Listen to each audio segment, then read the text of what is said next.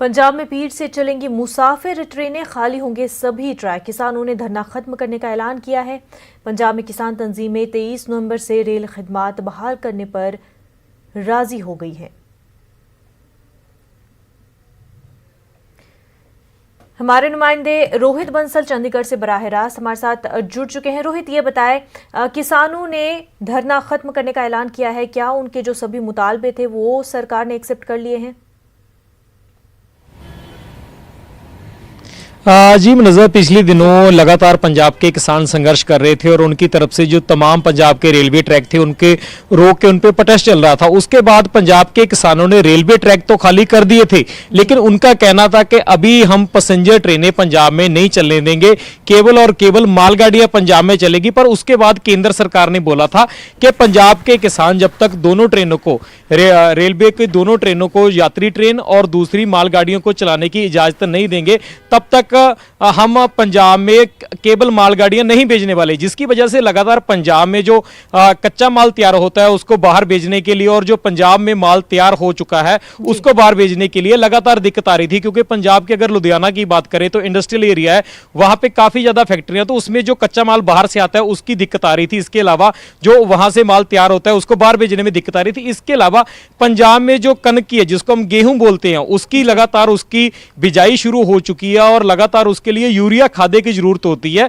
उसकी कमी आ रही थी। जिसके लिए ना केवल किसान, इसके अलावा हर वर्ग के लोगों को दिक्कत आ रही थी। व्यापारी भी परेशान थे, किसान भी परेशान थे और आम लोगों को क्योंकि यातायात काफी महंगा पड़ रहा था बसों के जरिए, तो इसलिए वो भी परेशान थे। पर किसानों ने अभी कैप्टन अमरिंदर सिंह के साथ मीटिंग की है। उन्होंने बोला है कि हम 23 शाम के बाद ट्रेनें चलाने की इजाजत दे देते हैं, पर उन्होंने साथ ही साथ एक शर्त भी बोली है कि 15 दिन का हमारा अल्टीमेटम है। 15 दिन के अंदर अंदर केंद्र सरकार हमारी बातें माने। अगर 15 दिन के अंदर हमारी बातें नहीं मानी जाती तो एक बार फिर से 10 दिसंबर के बाद हम अपना प्रोटेस्ट दोबारा से शुरू कर देंगे। हमारी केंद्र सरकार के साथ मुलाकात करवाई जाए और जो हमारी समस्याएं हैं उनको केंद्र सरकार सुने। तो एक बार पंजाब को हम बोल सकते हैं कि 15 दिन की राहत पंजाब के किसानों ने पंजाब के लोगों के लिए दी है। अगर 15 दिन के अंदर अंदर इस पूरे मसले का सॉल्यूशन नहीं निकलता तो एक बार 10 दिसंबर के बाद फिर से जो धरना किसानों का पहले चल रहा था उसको धरने को दोबारा से शुरू किया जा सकता है। जी रोहित, ये बताया कि 15 दिनों का जो ये अल्टीमेटम दिया है उस पर पंजाब गवर्नमेंट का क्या कहना है और क्या सेंट्रल गवर्नमेंट जो है वो इस शर्त को कबूल करेगी?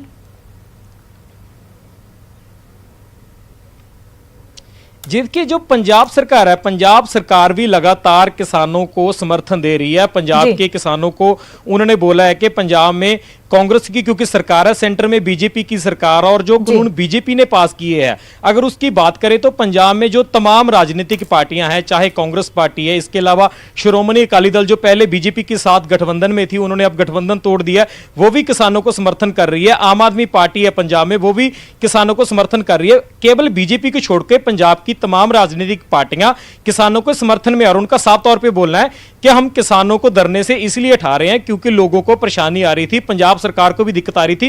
कैप्टन अमरिंदर सिंह जो पंजाब के मुख्यमंत्री है, उन्होंने बोला है कि अभी तक 40,000 करोड़ का नुकसान जो पंजाब को हो चुका है और इस नुकसान की भरपाई के लिए ट्रेनों को चालू करना जरूरी है। इसीलिए उन्होंने किसानों से बात की कि जल्दी से जल्दी ट्रेनें चालू की जाए। पर उन्होंने साथ ही साथ बोला है कि केंद्र इस बात पर ध्यान दे कि जो किसानों की मांगे हैं उनको पूरा किया जाए। जी बिल्कुल रोहित, तो तमाम तर पार्टियां जो पंजाब में है वो किसानों के साथ है, उनके मुतालबे को मानते हैं, लेकिन बीजेपी किस तरह से इस पूरे एहतजाज को और उनके मुतालबों को देखती है? अगर हम बीजेपी की बात करें तो पंजाब में भी बीजेपी की लीडर इस बात को तो मान रहे हैं कि हम किसानों को समझाने में नाकाम रहे हैं। बीजेपी की लीडरों का साफ तौर पे कहना है कि जो केंद्र सरकार ने बिल पास किए हैं वो बिल सही है, पर किसानों को कुछ पार्टियां गुमराह कर रही हैं, जिसकी वजह से किसान आज प्रदर्शन कर रहे हैं।